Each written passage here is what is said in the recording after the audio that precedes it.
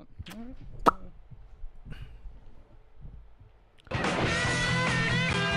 Playing hard, playing tough, just plain good is not good enough. We're gonna show you what league's all about. If there's a lesson to be learned, we're handing it out.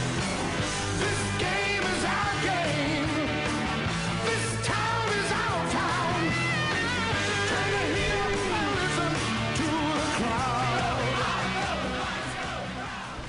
Good evening and welcome to the Joust. My name is Nagy. I'm here with my co-host Liam McNeil, and we have a very special guest tonight. Some have called him the angriest man on the internet, but by Shirley's Newcastle's favourite comedian, the Butts Man, Isaac Butterfield. Hey, how you going, gentlemen? I tell you what, I'm ready to play fucking footy after that. Jesus. Yeah. What a great song. Isn't it amazing? I think, love it. you talk about club songs throughout the years. There's been some great ones. The Green Machine at Canberra is the only other one I know, but we've got the best, surely. Absolutely, got the best. Anytime that song goes, it goes off of the ground, and everyone knows what's about to happen. And I think it lives in infamy for teams who travel to Newcastle. It does. I actually had that song. Did you have this compact disc? It was a 2 CD pack Yes. release of 97. Yes, It had I'd the whole love game to on find it. that. Oh. Yeah, with Gary Harley. Yeah, Yeah. I stole it off my aunt and uncle. Chief, away to Jackson. Jackson, away to the Chief. We need Isn't the it field goal. gorgeous? I don't know what it was. What was it? It was a 2 compact disc collection. It had, I believe it had the game audio on it, Butts, with Ray Hadley, so it was a Newcastle coverage. Yep. It had this game is our game song. It had a... what was the other one? We're here because we're here because we're here because we're here. We We are are the the Knights, Knights, the mighty Knights, and that is why why we're we're here. Had that on it. Had some other Knights classics throughout the years. Yeah. You could definitely get away with a lot in the 90s with just putting just a few things on a CD and then having that and selling that for money. You know, it was Well, great. there's no other way to get it. Yeah, it's If true, you, yeah. How are you going to listen to the game unless you wanted to, I don't know, track down a tape from one of your mates? If Yeah, you want yeah. to listen to the radio recording of the game in your car on the way to work on a Monday, nothing else will fire you up more. You got to buy that 2-disc set. You just got to pop into Hunter Street Mall Sanity and Yeah, Spend I had one. $32.99. I don't know why I had one, but we had one, and it was played quite a bit. I played it quite a bit. I don't think anyone ever actually bought it. It just appeared in houses in Newcastle. There's as a if lot of by that. magic. I had another one. It was a tape, and it was all the tries from the '97 season. It was like a proper, fully produced tape, and it had "Stand by Me" was one of the songs. If anyone's got it, I'd love to see it again, or like a digital copy. Please put it on YouTube because it's amazing. I can't remember the other songs on it, but it's got all the tries from the season, all the big moments leading up to the grand final, and then it's got Queen. We are the champions at the end at the end of the game and all that type of stuff, and it's all the highlights. It's one of the best videos. Like, it's VHS I'm talking, obviously, and I have no idea where it is, but if anyone knows where it is, please find it immediately and send it my way. Well, the disappearance of that tape is, further evidence that the Oscars are just rigged. They're washed. they mean nothing. If that didn't sweep the Oscars that year, Well, I believe Titanic took the Oscar out in 1997, so Actually, it that just was a got good pipped. one. It just got pipped at the post. Only just twice. now we don't ask much of you jousters, but yeah, if anyone's got that, Yeah, let's check it we out. need it. Put it on YouTube. Yeah. I've got the equipment at home to turn videos into DVDs and then onto the YouTube. So if you've got it, That's amazing equipment. That's What a time to be alive and I know. have such technology. It's real thought. archival stuff, isn't it? it goes Tesla, that, and then like space stuff, SpaceX. Now, we had a very important game on the weekend. It was actually on Friday night, the graveyard shift at 6 o'clock, and we went down. We went down to Melbourne, and then we went down to the Melbourne side. 14-40. So that was quite the... usually you say the winning score first, but I like We to don't always- want to out of We don't spite. want to, yeah. Now, Liam, I've got to ask you, what do you think went right for you in that game? A number of things went right. First of all, the attack. There was a certain point in the game where we'd been 11 minutes without the ball. We just had been starved of possession. We get the ball, immediately march our way 60 metres up the field, almost score a try. It seems to be that the team's fit enough now that when starved of possession, we can still make some good inroads in attack, still work our way up the field. And then the few times we did have the ball, although it was rare, we looked very dangerous. I think we're starting to show that even on the wrong end of possession, we can still strike when the iron's hot, if you will. Or even when Because- it's slightly cold. Yeah. But it's no, I know what you mean. We like that first 20 minutes was I think there was 17 sets out of 17 that Melbourne completed, and we had the ball 3 times and completed 2 of those sets. So Which is pretty good. well, yeah. Well, if you look at that alone, that alone is quite a high completion rate. But yeah, we were tired. We got beaten up on our own line and we conceded tries. If you don't have the ball, you're not gonna I think it was another game on the weekend. It may have been the Manly game. The completion rate was just outrageous from the opposition side. And when you're starved of the ball, not only do you not have opportunities to score, you're just exhausted from tackling. You just have nothing left in the tank. So you're just sitting there, and they just seem to somehow keep piling on points, and you just get dejected, and you're just like, we just need something. And often that something comes. It may even be, as it was for Manly, half-time. Where they got They a little needed bit of, it. Oh, they needed it desperately. It was great to see, though. Isn't it great to see the Manly team getting absolutely shellacked and booed by love their it. own supporters? Oh, they got booed. They got That's booed so at half typical time. of Manly supporters. It's so typical. Pigs. Silver-tailed Absolute bastards. pigs. But there was some more good out of the game. Yep. The Levi-Griffin combination I'm liking. I'm really liking. It's kind of coming into its own. It was good with the Bureau Levi last year. Yeah. But I think what Slade Griffin offers from hooker, when you pair him with Danny Levi, I think it's starting to pay even more dividends than what with Bureau last year. So I think this kind of thing going right, Levi and Griffin, may force the... Oh, what's the word for... Margin. No. Booting unceremoniously. Force the boot. Force the boot up Jamie Bureau, which is a shame to say. He's been such a great clubman. So we were talking, in the lead up to the show. It's been tough years. It's been hard times. Yeah. And he was there. He was there the whole time. But it may be time for him to... Well, some of the time. It was a there long, for, long time. He was there for 26 rounds of it. I think he was only in the last year signing, wasn't it? That was it? Yeah, that's it. Oh. Well, anyway, I think it may be time for Bureau He's got to go. Apparently, that's what you're saying. just to reserve grade. He'd be great in reserve grade. I know, it does seem funny. He's a captain on the side, and he captains off the bench. We've always we've joked about how Kurt was captain off the bench for the Blues side. It just doesn't seem to work. Have you ever any experience with captaining off the bench? No one would put me at captain. But I No one would put you on the bench either. That is true. Yeah. That is very true. Dolly Magpies represent. I don't. It just doesn't. It just doesn't work. I mean, it maybe it works in today's game where I'm a big critic of rugby league. Yeah. In the modern era. But it certainly wouldn't have worked back in the day, in the good old days. Just you needed that person up front. You needed that person to be loud and in charge. And that just doesn't seem to happen from captains. I mean, you have your co-captain, you have your captain of the forwards, you have your captain of the backs, you have your wingers having a say. It all stems to the banning of the shoulder charge and fighting. But anyway, if you want to get into that, we'll be here all night. But We're still recovering from that. We still haven't quite come to terms with it. to put it when you get a really good shot on these days, and you have those moments where it's just sort of like, oh, hang on, we've got to check if the arm was away from the body there. It's it like, makes me ill. if there's no contact with the head and it's just all like shoulder on body and it's just the head flies back and they hit the deck. Fantastic, Even play if on. there's a little bit of contact with the head. Especially Especially early on. Like I had a coach once and he said, big hits are for the fans. And I completely agree with that and disagree at the same time. Because I know, from my experience playing footy, that if I get absolutely jammed by another front rower off my first run or second run of the game, I'm not going to run at him again, or at least I'm going to try and do something different. It's in your head then, yeah. It's in your head. It's playing mind games. But now you can't even do that. And you see other things happening, like with State of Origin, these type of things. You see the niggle coming back in. You see little cheap shit like that. It's because they know there's no consequences. And it really affects the game. I really do think. Rugby league right now, all right, I'm going. Go. I'm going. I love it. Hit it. I'm intrigued. Rugby league right now is screaming for a Conor McGregor. It's screaming for someone to go out there and just take it by the balls and sell themselves. I'm looking at you, Nathan Ross.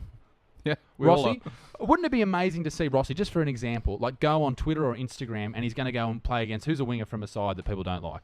George Tafua. George Tafua. Imagine if a couple of weeks Newcastle plays Manly and Rossi gets on Twitter and says, "Hey George, I'm going to take your head off."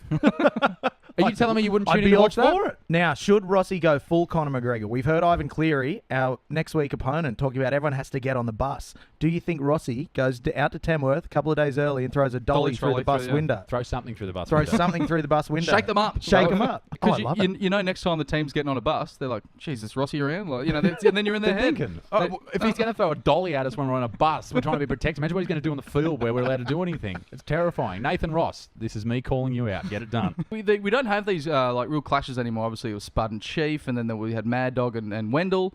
But there's no real no one's really looking forward to any good clashes like between teams yet. But between people, there's But no. that's it. Gal and Nate Miles was the last of it. And that was that it. blew up. Everyone loved it. Yeah. Everyone loved it. I had goosebumps for a week. I'm pretty sure that punch is still my Twitter cover photo, actually. I haven't changed it since 2014. So if people love that, and people want to see that, and people want to talk about that, but it doesn't exist. Yeah. Well, I think it is safe to say, Butts, that the people running the game and the people writing about the game are horrifyingly out of touch with the fans. And this is what happens when people like journalists rather, or people who have their say on radio, whatever you want to call them, are forced upon people. Like people watch your show because they want to watch your show. People Oh, don't, we've definitely forced a few people into watching it as well. well, yeah, you got to get the numbers up. It's all about the views. Check out my channel. But people who like you read in the newspaper, you're reading them because you have to read them, otherwise you don't get the news. Yeah. And you get their bias and their opinions, and often their opinions are, to be blunt, complete dog shit. Yeah. No, Oh my God, if you use the name Buzz Rothfield, this is going to be a 2-hour-long episode. I've got some things to say about that old fossil. It's just boring. And It's terrible. Unfortunately, if you look at the a week to week, especially the Daily Telegraph, and we know what we think about the Daily Telegraph in this house, but there's but it's all about the controversy. That gets the full spread, and the game gets the bottom corner. There's no game that could be great enough that they'll get a talk day after day after day. But if a player gets caught, accused of assault in a nightclub or something like that, that's a week. That's a week's worth of news. This whole sport is really just driven by controversy, and it doesn't. It's lazy journalism. Yeah, really lazy, and it's just trying to spruik the front page so you pick it up and read it, and then they think, oh, that sold well. What's the next controversy? Like the whole everything. It was a great example of that. I think it was 2 weeks ago. 3 Parramatta players went out in the rocks and swore at a pub. Yeah. And that was all news. It was all over 360. And I think Icon and Paul Kent said, well, hang on, this isn't a story. What are you talking about? And Buzz was, no, look, it's the players. And Kenty was just like, it's not a story. It's a story. They It's- went to a venue, The footballers. shared some beers, and said a word loud. That's it. And what stinks about that is the players, and this is what annoys me with the players when these controversies arise. Like, look what Joey does. When remember when he fell asleep at that airport? And then 2 years later, he was back and he said, oh, might book a hotel this time. That's exactly what you do in Make that light of situation. the situation. You make fun of yourself. If you carry on at a pub, admit to it. Yeah, I carried on like a dickhead. All right, let's move on. Yeah. Which Instead they of just never do. hiding. Yeah, instead of hiding away. Josh Dugan got asked to leave an RSL, and that was news. It's an RSL. Everyone gets Southeast. asked to leave. They don't even allow people in with shorts. What they didn't tell about that story was that Andrew Fafita was the one who actually made sure he left the premises without a fuss. So, well done, Fafita. Yeah, no, Pussy. I don't congratulate Fafita on much. But Liam, I have to ask you, who do you think hats off for this week? Who do you think did well? Look, I've got my hats off for Aiden Guerra. I thought the Italian stallion was very good. He ran for 106 metres. He made 41 tackles, huge defensive effort. And he just seemed like every time he got the ball on the edges, he really probed and ran and found some space. And, yeah, I thought he had a great game. Yeah, and he's been doing really well. Really understated work as well. He got pinned a couple of times because he was laying on the tackle a bit. But I thought, and one of them was already when he was first marked and the ball was already from dummy half, it was gone. And then they're like, no, that was a bit long. But he seems to have that. What we didn't have last year was controlling the ruck, but he's just got it down, when it's down, off, peel off just at the right speed, and really give us the ascendancy in defence and allow those defenders to get back. Lockie Fitz is my hats off for this week. I don't think he's had a better performance. He got binned and he still gets my hats off. Ludicrously. Yeah, We've got more to say about that in the news segment. yeah. But he's he's the most handsome man in the game, and You're really pushing that, aren't you, I David? know he's a great player. He's And- wonderful. And look, another try. I think he scored now. I think it's 12 from his last 15.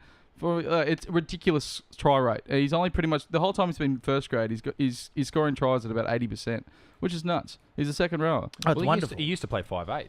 Did he really?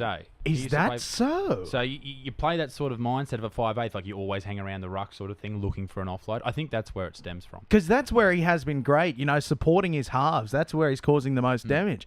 So there you go. He's got an inside running on that halves mind. Never. Possibly, he knows what's going to happen before it happens, perhaps. Like, Or he's just lucky. I don't know. what was that? He's got excellent healthcare. What was that old bastard from John Nostradamus? Laws. No, what? Nostradamus. Was he a thing? Yeah, it was that old guy who read the future to people. Oh, okay.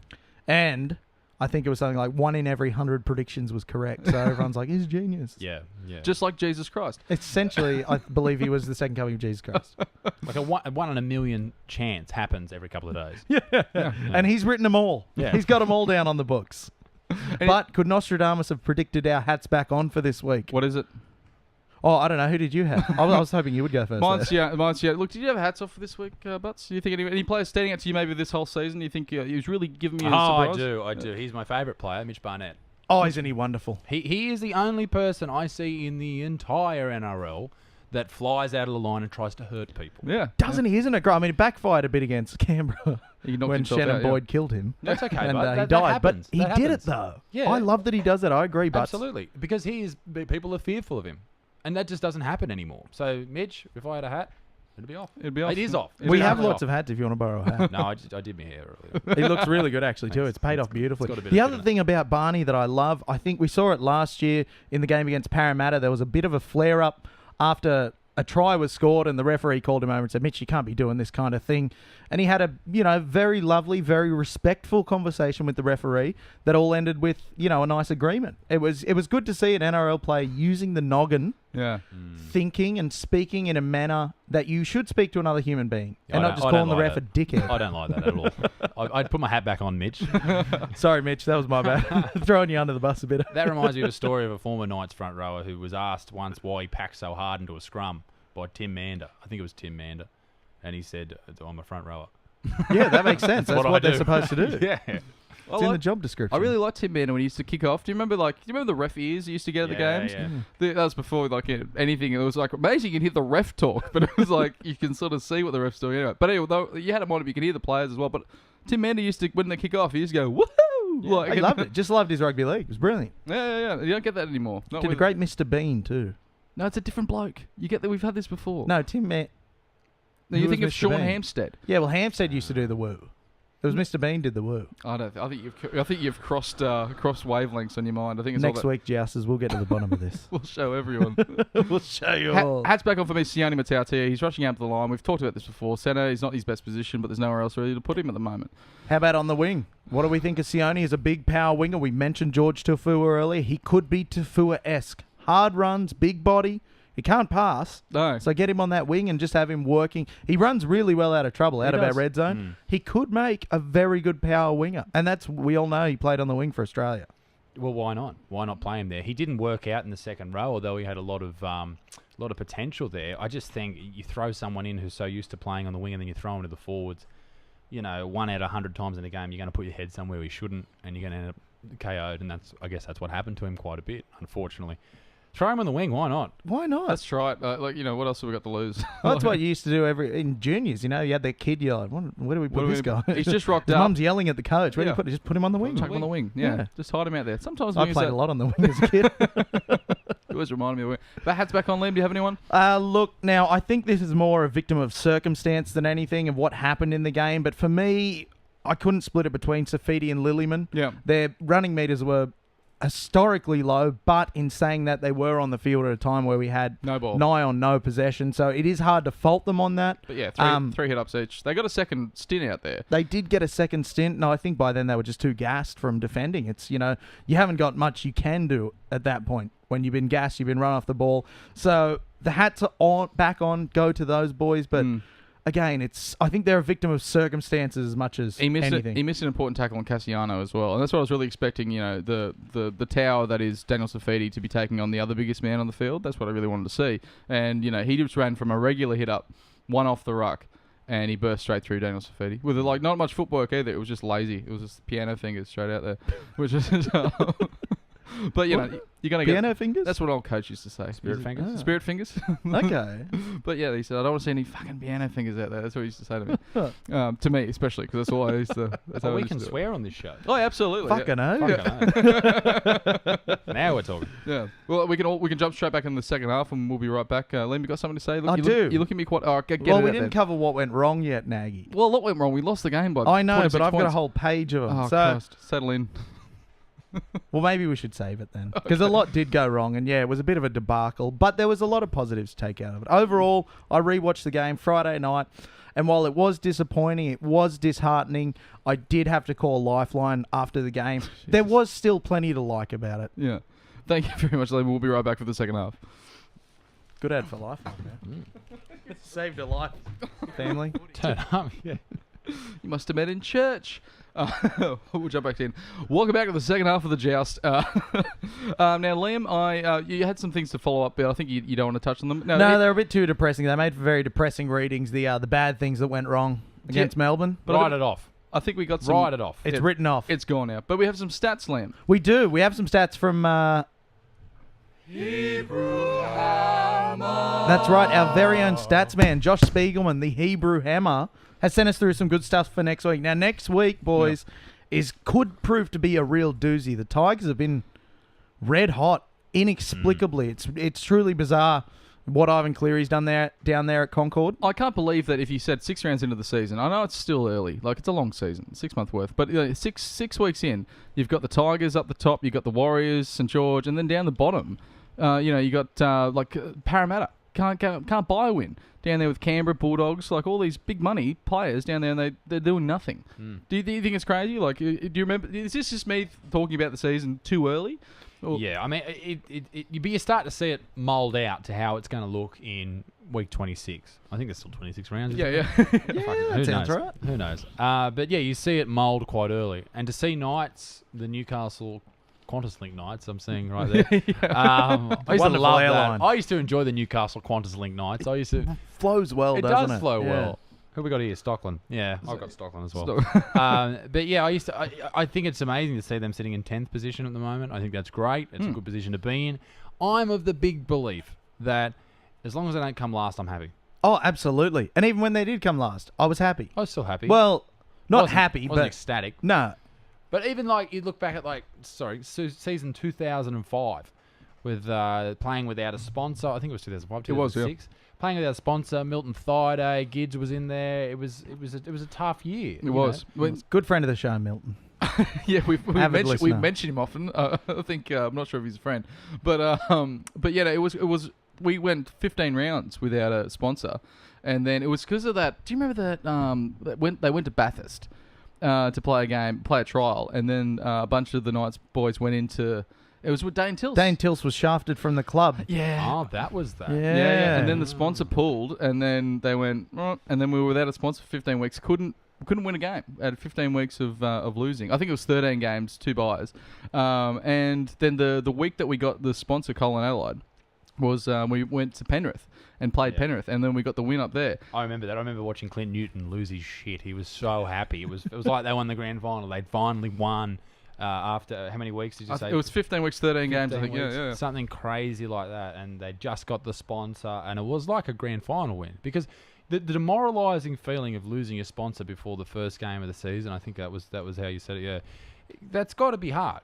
And then everyone starts looking at you and judging you, and then you don't do things right on the field, and things aren't going well, and then it just ebbs and flows and just runs into this whole mess that season was. And that's it. The players will always say, it's not affecting the football. It's not getting in the way of anything we do. You're right. It's bullshit. Bullshit. It's conjecture hanging over your head about your employer at the end of the day. That's going to piss you off and, fuck you up on the field. You're not going to know which way's up nor which way's down. Am I getting my paycheck? Rugby what the league's hell? It's mental as much as it is physical. Yeah. As I said before, you run out and try and jam someone with their first shoulder, and if you hit someone, they're going to be mentally impaired for the rest of the game because they don't want to run at you. Which is an easy bar when you talk to most rugby league players. They haven't got far to sink there. No, they don't.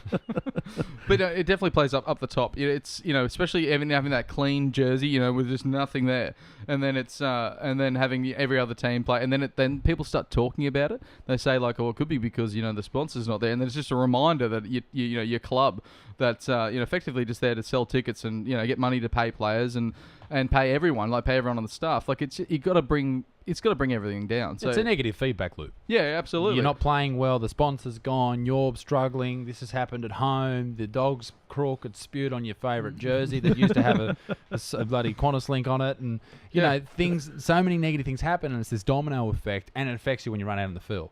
It may not affect you when you run out your first 10 minutes, but when you're camped on your line and they've scored 2 tries and you miss the dummy half going to scoot from a metre out. Simple things that from playing football your whole life that the hooker's always going to run. Those type of things, you miss them because you're not there. Oh, absolutely. Yeah. So you got some stats from Well, Speedway? yeah, I was in a sorry. positive feedback loop, and then I started thinking about that. It's all feedback loops at the moment. But next week now, we've got the Tigers. They're coming in hot. They've been defending really, really well, Yeah. which is interesting. Beating Melbourne twice. I think they're the first team to beat Melbourne twice in a season since Melbourne started, or some ridiculous Some stupid thing, yeah. facet like that. But then the last 2 weeks as well, they've shown that they can throw the footy around. They can have a bit of fun. Against Manly, they were just running rampant. They were scoring at will. They were really very good. But look, there's a few players we need to target. Yeah. Actually, there's one, and he's a former Knight, Robbie Rocco. We all got a- remember Robbie. Robbie Yeah. Rachow. Rachow, yeah, the yeah. Chow Chow. Where do you reckon that name comes from? Rocco. Rocco. Well, I think it's Rachow, and then he just goes, "I prefer Rocco, thanks." I Like, thought it was Maltese. I think it's a very Maltese name. I don't It think was you can Rocco. say I prefer Rocco. yeah, it's It's a porn name. That's what it is. Yeah, it's a stronger name than Rachow, I think. Rachow. Like Rachow, like, but then it's like words Rapana these days. Rapana. Rapana. Like, do you even like how many times is was it Matty Utai, Matty Yatia, Matautia. Matautia? Oh, it was Matty Utai for years when it was just Peter. yeah, It was Matty Utai for like 10 years, and then Sione started playing. It's Matty Utia. Matty Yatia. So you So- just, It's terribly. But It's hard to keep didn't up they with. used to call? Is that the oldest one, Peter? yeah, Didn't they used to call him Matty Utai? yeah, And then call in the same week they'd call Sione Matty Utia. yeah, And it's like you're the same commentator. yeah. Actually, funny Get all story your head about. in. It can happen even in local league, I believe. It can. Funny story. A couple of good jousters, Marcus and Ben Christensen, brothers, played for Wanderers first grade for years, and every single week they would get Ben Christensen's surname correct, and every single week they would misspell Marcus's. So, g'day boys, and hopefully they fix that. But yeah, every week they're the same family, Yeah, and yet they'd still get the name wrong. they're a good bunch of boys, the Wanderers. I saw a bunch of them down at the Commonwealth Hotel just a few nights ago. I think it was last Monday. It was last Monday night. Yeah, great pub. We saw Very the good pub. we saw I think it was Denny Young and Dave Tynan and all that. But no, too, it was a fantastic venue. It's That is a great pub, the Commo. I really enjoy going down there, maybe to watch a game, maybe just to shoot the shit with the people that are around. But We got to go in and put our tips on after Nagy. Christ, we do too. Might have a beer while we're there. What's the point of putting our tips on when we don't get any of them right, Liam? Also, when you can't tip in this day and age, the NRL's gone topsy-turvy. It's impossible to tip. Yeah, no, it's crazy. Every season I say this is the hardest season to tip, but now I've just got to the point where I don't care and I know I'm going to come last. So I it's- stopped tipping comps many years ago because I used to get quite upset. Oh, I used to just do my head in. I just get them wrong. It was like 10 years old or 12 years old. It was the earliest form of gambling for me, and I used to just crack the shits. I just couldn't do it. Yeah. I'd study the Thursday afternoon. You remember did they Rugby still have League that? weeks? Oh, no. In the Herald, they used to have the whole layout of every game. Maybe they still do. I don't know. Yeah, and and they have it there. And I used to look at that, and I'd go, "Oh, this bloke." I'd go like match him up. I go, "Okay, he's better than him. He's better than him. He's better than him." Yada yada yada. And And I suck shit. I used to do the same thing with rugby league weeks, and I used to have a stack of them, and I'd go through them like I'd try to be like David Middleton, but I wasn't very good at maths, so it was sort of like Well, see, they got me hooked early. yeah. It was the 1998 grand final. I was at a friend's grand final party with all the adults. Yeah. I was a boy of merely 9 years old, and I won $35 picking the first try scorer. Oof. And I've been chasing that win ever since. And in the It's like the 20 Melbourne years Cup. hence, oh, The same thing. You get that win off the sweep at work, and then you're like, I reckon I'm in with a chance. I had a dream last year, much like Martin Luther King. I had a dream about the Melbourne Cup and the number like 24 or whatever it was on. Yeah. And I was like, this is going to be it. Put $100 on it. Come last. Are you fucking serious? He might have slept it a little bit longer. He might have seen like there's like 24. Don't do Don't bet on 24. But yeah, it's like you I should have think, hit that snooze button again. yeah, That's the secret. That's why I always hit the snooze button. But anyway, 6 times. Yeah, Robbie Rocco. Now, our edge running has been particularly good. Yeah. Rocco's been a bit of a weak link out there on the edge in defence for the Tigers. Yeah. Oh, I said Titans, sorry. He's only been tackling at 80% effectiveness for the season, which Yeah. is not very good. How given do you the tackle at 80% as a professional rugby league player? Exactly, especially, one of the great journeymen of rugby league. He went to Melbourne, then went to the Tigers. They usually base themselves on good, strong defence. he was at the Rabbits last year. He was at the Rabbits last year. And last week, hit a season low of only 70% tackle effectiveness rate. Yeah, So I right. don't know which side he plays on, but if we send, our big fellas, Send Chris Arnington at him. said that's it, hing-a-ding-ding, to send him Chris at him. Hing ding ding ding. The ding, most ding. awkward runner of the ball that I've seen since Anthony Watmow. Isn't he what? Yeah, He him just- and Leeson Armour, he's the same. He just runs up and you just, what is he going to jump over him or what was he going to do here? He's weird. He sort of, I don't know, he barrels himself up a little bit, like but he puts it in, and he's 76 years old. So And it's full lots credit of to him. steps in a small place. Yeah, it doesn't. Yeah, it's like a dance. He You just danced sort a great Charleston. But he scored a try this year, so that was more. I remember when we signed him, and I said he won't score any tries, but he'll do a job, and now he's You proven were me wrong. Wrong for not the last time this season. But the other one we got to target, now Josh Reynolds, he was brought to the Tigers on big money. He's like, he's going to be the big playmaker for the Tigers. Spent the first month out injured. and has come back in the number 14 jersey, playing a bit of utility. Now, he was the cause of 2 line breaks last week, and he missed 4 tackles, which Manly weren't throwing much in attack, so to allow 2 line breaks and miss 4 tackles.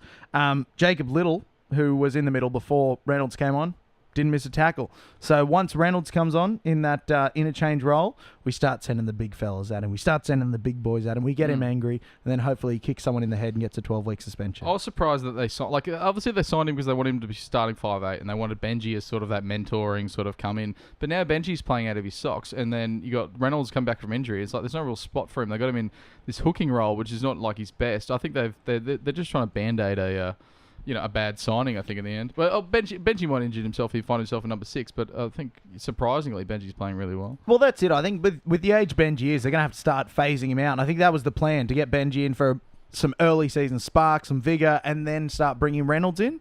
So we all remember the glory days of Benji, remember what he could do, but he's now introduced that. The glory days were 3 shoulder reconstructions, I think was the glory days. Well, that's it. The glory days weren't long, but they were great. They were glorious. But then he's introduced this kind of great game management into his Are you okay? Your voice just went he's become this phenomenal game manager, and he can run the team around. Like, it's kind of a real renaissance for Benji. Like, there's been some, like, as far as Tigers picking some bad signings, there's been some bad signings for the Knights in the past. Any spring to mind? Any ones that really just didn't sizzle? Neville Costigan playing hooker comes to mind. Keith Lulia, his entire career. Oh my God, I forgot about Keith Lulia. Wow. I'm sure Keith's a great guy, but please go and play squash. There was that fella from the Tigers. Some Tigers never made it to first grade. Paul Fronze came back to Newcastle, I think, in 2005 after having a fairly successful season with Penrith. Never played a game. What was the bloke from the Storm with the beard? Kirk Reynoldson. Kirk Reynoldson. Cult hero he was. Cult hero. Yeah. Everyone used to say he's a cult hero just because he was a bearded man. Yeah. Well, that was before that's how you describe him. Well, that was before we 3 made it popular. Back then, it was he was kind of like a unicorn. He was a freak. Yeah, and we got rid of Ben Kennedy for Kirk Reynoldson. Great work, Knights. Did we? Yeah. Oh, for Christ's sake. They said Ben Kennedy was too old. He played 2 stellar seasons with Manly. I tell you what, the Knights has had some issues with their management over the past 20 years. Understatement. Like, Of the century. I don't want to go out on a limb here and say that they employed the most ridiculous human beings to run that club, but there's a reason it ran into the ground for some time. Yes, and there it came is. from the top. Shame on all of you. Yeah, absolutely. Except Matt Gidley. I like Matt Gidley. Except kids. Oh, it's great. Do you think there's a problem with because obviously in a career playing rugby league, you get hit in the head a lot? Yeah. Do you think therein lies the problem of having former players administrating the game? Head They're all knocks. concussion riddled. You just can't have simpletons. you can't have a club that is just for the boys. You know what I mean? It can't be for the. You got to welcome them back. Oh, they're a good Knights boy. You got to come back and do something with the club. It's like, no, if there's better people out there, and like you trust me, the good clubs out there don't have the old boys as. It's only like a very Newcastle thing that it's like, he's from Mato, and he's always been really nice, and he sent me a card at Christmas, so we're gonna bring him in. And Yeah. I mean, I think the boys club has its place. Absolutely, yeah. And I think the more that you involve old boys with the club, the better. Yeah. And I think that's what the old boys are looking at doing in this the next few years, is really involving themselves with the club, and I think that's great. But you've got to take into account how much knowledge someone has of the game, because that is important in what we're doing. What someone's doing with a rugby league club is the knowledge of the game. Like, that's just essential. You also need this enormous amount of knowledge about business. Yeah. And you need to know how to turn a profit. If you can combine all those, then awesome. You've got a great leader. But I don't think we've seen that from any club in the NRL, especially with ex-players. Yeah. Well, you're right. Yeah, I think it's so important to keep the old boys around, but you just have to employ them in the right manner instead of just throwing directors' jobs at them. You need to have this sort of integrated, but also a bit of a separation, unless they're like the right person for the business job. Administration-wise, I think they play a key role, especially in the culture, especially in the history of a successful club like the Knights was over a certain patch. Bring that back for encouragement for new players that don't understand. Like Crow was saying when they took him down to Port Stephens and had the trivia comp about the Knights. And just little things like that. Yeah. Like the Knights, they do nothing on social media. They think they do heaps because they post a couple of Instagram photos. They do nothing on social media. Yeah. They need some new guy to come in and step in and say, right, we're going to do this. We're going to get the Joust boys in. They're going to interview the players after the game. Like, seriously, if you're involved with the Knights social media, sort your shit out. Fair dinkum. And I can say this because exactly. who gives a fuck? Clean hands. Yeah. I'm just some dickhead who has influence on the internet. And you just need to really try and understand from the fan level. Yeah. Because the mobile phone is the most important thing that anyone who's trying to advertise to anyone has. Because if you think about it, if you're not... Do you watch normal TV? No. I got Foxtel, so yes. But mostly for the footy. No, but I was without a television recently. I just moved house without a television for 8 weeks, and I did not miss it because I had my phone and I had a laptop. So it was like I got everything I needed. So what do you do when the ads are on? Yeah. Check your phone. Yeah. Well, you fast check forward. the phone. Check your phone. What did you do? Go to the toilet. Well, fast forward. Oh, okay. Because I'll watch it on Foxtel. The replay. So, Yeah. So you constantly got this phone in front of you. Yeah. But NRL clubs don't reach out. They don't do what the UFC does with this embedded series that they do really well, and they put a lot of money into. But it's the reason they sell tickets. It's the reason people are so popular. Excuse me. Because people have this affiliation with the players, the fighters in their instance. Yeah. Like if you really care about a player, then you're going to watch them play. Yeah, that's right. But people don't care anymore. They care about maybe the big players, but they don't care about the Neville Costigans. Yeah. If you show Neville Costigan doing something like he's out playing with his kids at the park and look, this Neville's got the Snapchat for the day or whatever, I don't know. He would love that. He hasn't seen much of the limelight these days, old Neville. But like people like Luke Yates, he's got to change his name to something that's easier to pronounce. Sam Stones. We've got all these, even Corey Dennis. These players that are coming through that I don't see and they'll get this first grade spot. And exactly what you're saying is like they'll just come on and they're a fresh face. And if they drop the first ball, everyone goes, I hate him. Like, and it's like, but if you show them trying their fucking asshole out at training to get on the paddock, then they drop the first ball. You go, it's all right, mate. Come on, you get behind them. Now you've got an interesting point there, and this is completely tangential. But I'm bringing it up anyway. They need to bring back a proper goddamn reserve grade system. They 100%. need to bring back the reserve grades, the under-21s, all three playing on the same day against the same club, because then you learn to love your reserve grade heroes. You know who's, playing at 1:45 in the afternoon because you're looking to them to eventually step up. Whereas now it's like, I try to follow the Knights reserve grade, but I don't know, fuck, they're playing in Perth when we're over in New Zealand or something weird like that. It's hard to follow. It doesn't match up. Whereas in the old days, you'd go out, you'd watch all three, even up in Sawtell when I was growing up. There was no television cameras. We go and we watch all three grades. You watch 18s, reserves, first grade. And you'd know who was coming up. You'd know who was coming in. But now the NRL, because that doesn't exist, needs to pick up the slack. You're exactly right. They need to pick up the slack and say, we need to work harder to get these players who are on the fringes into the forefront of our fans' minds. Otherwise, they're just going to end up caring about, the top echelon of players. And all these other players who are on minimum wage contracts, slogging their asses off, are just forgotten about. And that's when the problems arise with they're not getting enough money or they're not being treated well after their careers ended, because it's like, well, the people didn't care about them because they didn't know about them. They didn't know they existed. But the NRL won't. And the reason they won't is because they're after a quick buck. They're in this for 10 years. And then after that, they're out. These investors, these type of people, they don't care. And they showed it at the start of the season where they did a whole big, we're relaunching the NRL website. We're redoing everything. Shithouse. Terrible.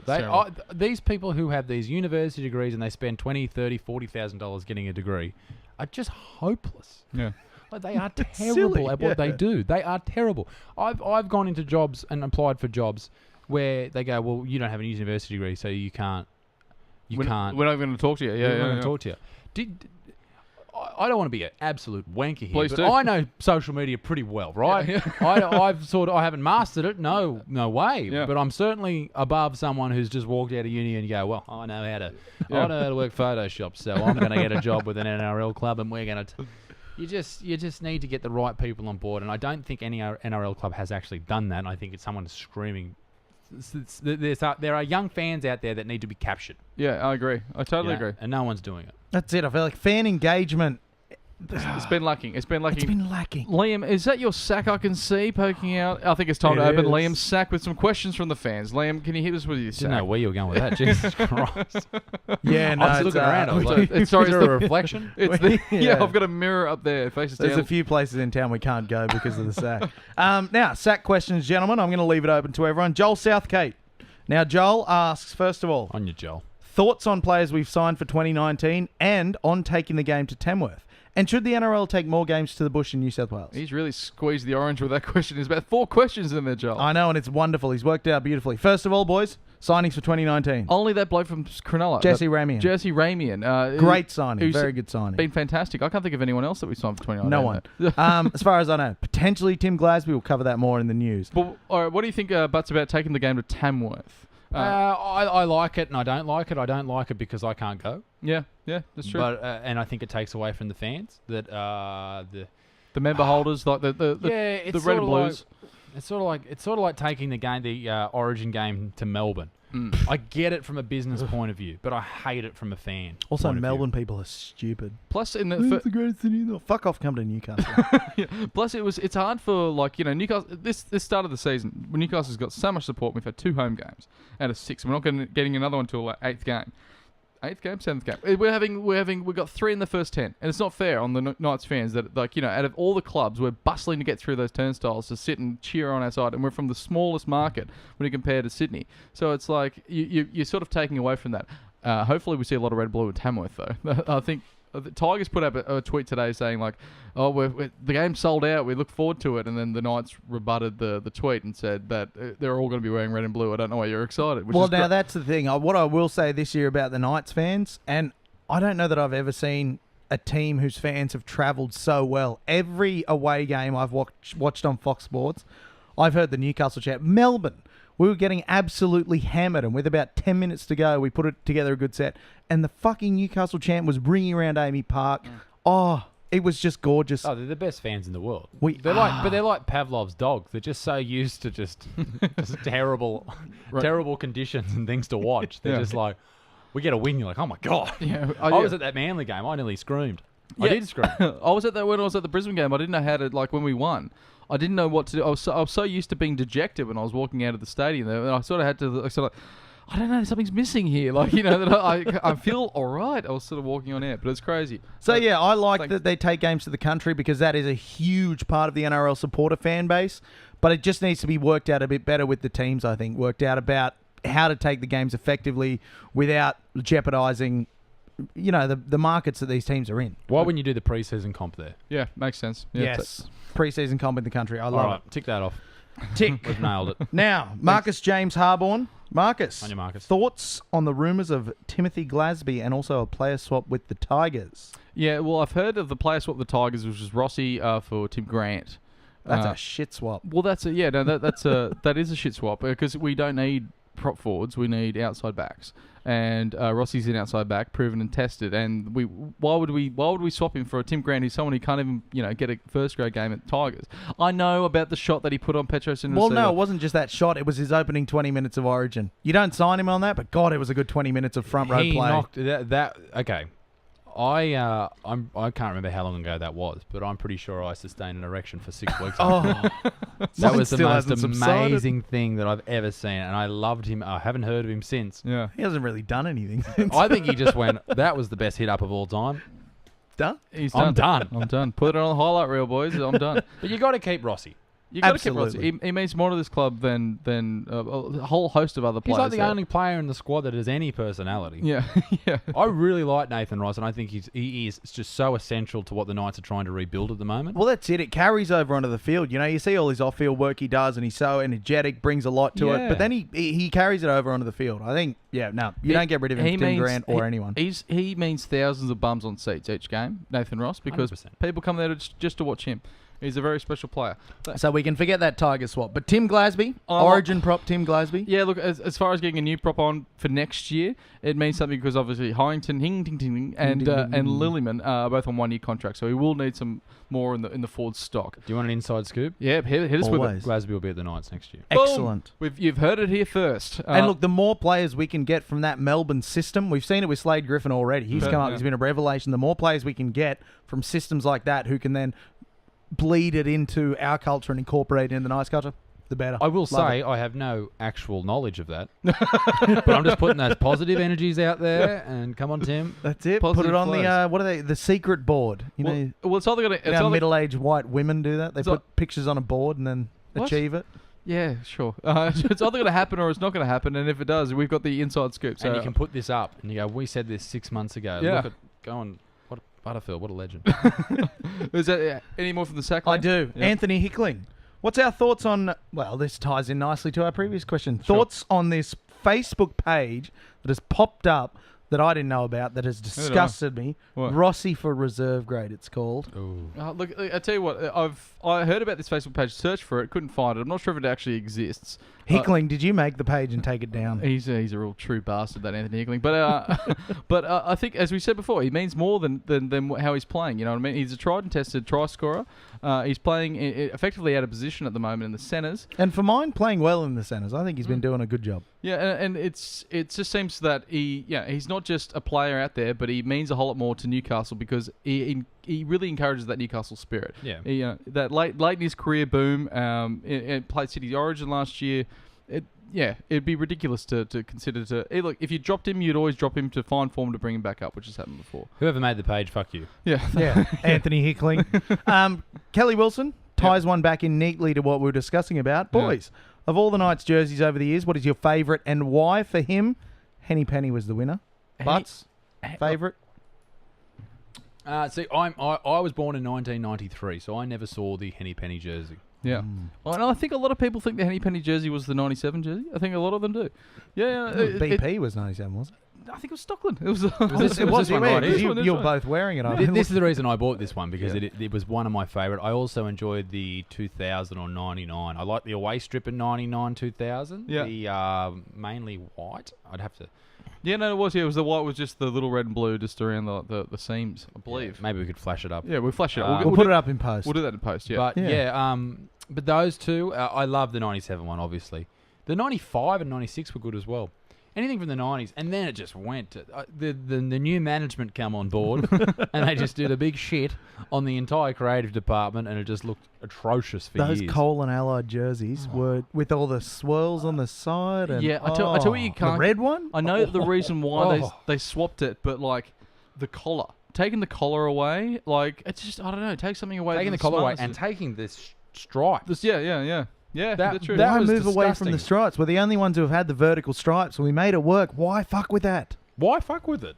Well, obviously, so you can sell more jerseys. True. But I don't like that. I think that's an easy way to make a profit and an easy way to piss people off. And plus, there's 7 jerseys a season now. You know, they always rotate. This is the minors one. This is the Indigenous one. This is like, and it's like, yes, I know, but like, I just want to see some consistency out there because you get the away, the home. You end up playing your home jersey about 6 times a season. Yeah. I like that. I'm a football jersey nerd. One of Yeah. my favourite websites is called... The superhero one's too much. Sorry, I the can't, like, no. superhero one, that's too far. That's Yeah. just advertise. Like remember That's- the Bulldog Star Wars jersey?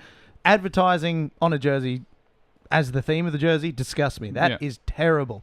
But I like, coming up with a few variations throughout the year. As long as they bear relevance to the team, to the club, to the region. Yeah. I actually kind of like having a few that I can study and look into and learn about. But I did like how they got a couple of nice boys to design the Indigenous one last year, which was great. Jalen That's Feeney and Gags, but they're both not at the club anymore. Yeah, so maybe if you get shit house. asked to design a jersey, don't do it because maybe your contract's running You're out. going, Rossi, if they hit you up to design a jersey, run. Stay right over. Liam, do you- Mine was the 2014 Heritage jersey. Yeah. It was a the white, beauty, red I and think. white red and one. white one? No, that was 2010. It was the old classic. I can't Maybe remember. it was 2014. Liam, do I you have don't the know. time on you? Oh, I do.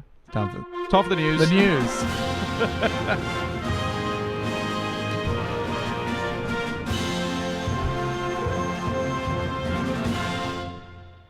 I love this show. Now, the news, Liam, a few things sparked me through the week, and I got to say that the thing that got me the most talking, and everyone's is talking about, is the dive. Mate, if Matt Mitchum put in that dive at the 2008 Matt Meacham. Yep. What a reference. 2008 Beijing, he would have won the gold medal by a lot more, and he already won it by a record-setting score. That absolutely disgusted me. It's the third time William Slater's done that in the course of 3 weeks. It is, we're going to look back on Billy Slater. Rightfully so. He's one of the greatest fullbacks of all time. Yeah. He's done more than almost any fullback in the game. He's no But- Milton Thido. Look, few people in life are. There's very few Milton Thidos running around. Only one, as far as I know. Yeah. But it's little shit like that. Yeah. He's diving to get a sin bin. He's in the old days when he'd lead in with the studs first. There's just these little grubby, shitty things in his game Yeah. that piss me off to no end. Butts, what do you think about the dive? I I'll put my hand up and say I've done a dive before. Oh, absolutely. I've done it a few times, but when it's against me, it's dog shit. Yeah. But when I used to do it with the strip the ball. Like in a tackle, I'd strip the ball out, and I'd just like, I don't know what happened. The referee would be like, nah, lost it. And I'd be like, oh my god, the ball. Also, you're playing coy a bit to the Yeah. action of the strip.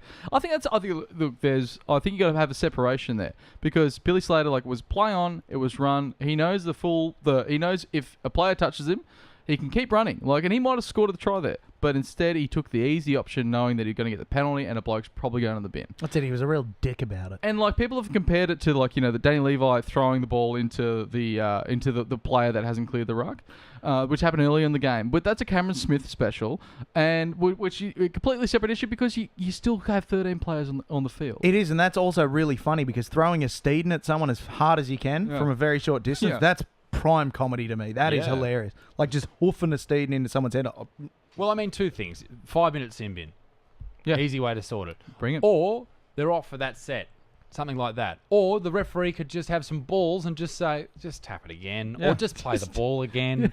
What are you doing? They started doing this, with the bring it back, if you go over the mark, it used to be a penalty. And that obviously wasn't working because it was a ridiculous rule.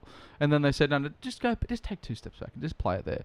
Which makes perfect sense. Yeah. Just go back. Tap it again. You're obviously not injured from this contest. You've obviously, a hand was laid on you. And people will stop doing it because they don't want to look like a dickhead. Yeah, well, he definitely, Billy Slater looks like a dickhead right now. And the thing that annoys me, that he might be, he's won the Golden Boot a few times. People are talking that he could be some sort of future, I don't want to throw Immortal out there because they're giving him Person who doesn't die. They're giving them out like hotcakes these days, yeah. But he's going to be remembered as one of the really greats. Why does he want to finish off his career with a guy that hits the deck with their hands laid on him? Because it just makes no sense. I feel like that should be the name of the new category. You have the Immortal, you have the Hall of Fame, and then just in between you have the really greats. The really greats. The really greats of the game. The half decents. The half decents. The half decents. The sort of all rights. Then the shit houses. And then he was just a good bloke. Couldn't play the game. Do you have anything else for the news, Liam? Well, actually, it's been a really quiet season in the NRL for news. I'm just waiting for something massive to break. Tim Glasby, though, we signing him. Yeah. What do we think? Yeah, it's gonna inside be good. mail. We got the inside mail. We got the scoop. It's gonna be good. It's gonna He'll be with us. He's like a Littleman, but he's a bit younger and he's got a little bit more toe. So I'm looking forward to having any new player come to the Knights because we've built this thing that it's actually a bit proud to be there. They're no longer picking up the pieces and going, how can we make this side work? Now we're a competitive side. And so, hopefully, I'm saying this in round 6. We've won fully 50% of our games. Yeah. That is something. Which is a better record than we've had in the last 3 years. That's usually something we see in round 2. It's but yeah, hopefully we can keep this up, and then when players actually want to come here because they're like, I want to win a premiership, and that side's going to win a premiership soon. That's hopefully what I want to see. Fingers crossed. It's Now, been a quiet year for news, though. It's good, and that's a good thing because there's going to be controversy and it's probably going to be about the Knights. So, fingers crossed there's no more news. But, Butts, you've been busy outside of podcasting. What are you got coming up? Oh, my word. I've been busy. I tell you what, when this goes to air, Yes. my Australian tour, Bad for Your Health, will be on sale, ladies and gentlemen. I'm going absolutely everywhere, and I'll be in Newcastle on the 19th of July at Lizottes, the beautiful venue there in Lambton. New Lambton? Somewhere. Lambton. One of them. And, I can never tell the difference between which. it doesn't matter. It's there at Lizottes. It's a great venue run by Brian, and you get a great food choice there. It's absolutely unbelievable, and I'll tell you what, you're going to have a great show. It's an hour of just the finest Australian comedy, maybe, that I can come up with. And so that's on sale. You can go to my website, www.isaacbutterfield.com. And we've got a lot of listeners out of Newcastle. You will be touring around the entirety of Australia. I'm led to believe every single town and country. Every single in this. town and country. I won't be in Tamworth out of protest, but I will be in every other town. Because they've got a bigger guitar than you. Bastards. I've got one that I bought off eBay a couple of years ago. Anyway, that's another story. But I'll be all around the capital cities, and then later in the year I'll be doing a regional tour. So check me out where you can. Are you going down? Are you going south and around or up and around? I'm doing it over weekends, so I'll be away for I'll go in Sydney and Wollongong, and then the next weekend I'll do Port and up like that, and just move around and that type of thing. Amazing. That way, it's not a work thing; it's more of an enjoyment thing. Excellent. Oh, nice. Oh, that's lovely. We went to Sydney and stayed in a hotel room, got incredibly pissed, and overstayed our late checkout. So we can sort of sympathise with how with what touring's like. We went on tour for one night. Don't get me started on checkout time. That's outrageous. It's ludicrous. That's the biggest jip of all time. Isn't You it got to be out by ridiculous? 10 a.m. I'm on holidays, motherfucker. And it's then 30 Australian dollars to push Yeah. it back. Yeah, we spent a little bit more What? to push back to 1 o'clock. And we Ludicrous. still 30 overstayed it. Why? 30 Australian dollars just because the house cleaner can stand outside and go, geez, I wish these blokes would She hurry really up." was. To be fair, she had her work cut out for her. She really did. After that night. Hotel room. Thank you so much for joining us, Butts. It's been an absolute pleasure. No worries. Thank you very much, Liam McNeil. You look sweaty as always. Thank you. If you want to listen to the Joust, find us on Facebook, YouTube now, Instagram, Twitter, all that. And also, if you want to listen to more of Butts stuff, you can find them on YouTube, Instagram. What's your hooks? Preferred Well, ladies medium. and gentlemen, you can find me absolutely everywhere. Follow me on YouTube, which is just Isaac Butterfield, 1 S, 2 A's. You can also follow me on Instagram at thebaddestman. Just, I don't know. I just finished my videos with saying, be a good motherfucker. Yeah. From everywhere here at Well. the Joust. Should we be a good motherfucker? Let's try our very best. Thank you very much, everyone, for joining us again. We'll see you soon. Cheers, fellas. Delightful jousting. Oh, I had like hour-old beer in it. Yeah. Fucking excellent joust, bud. Pleasure.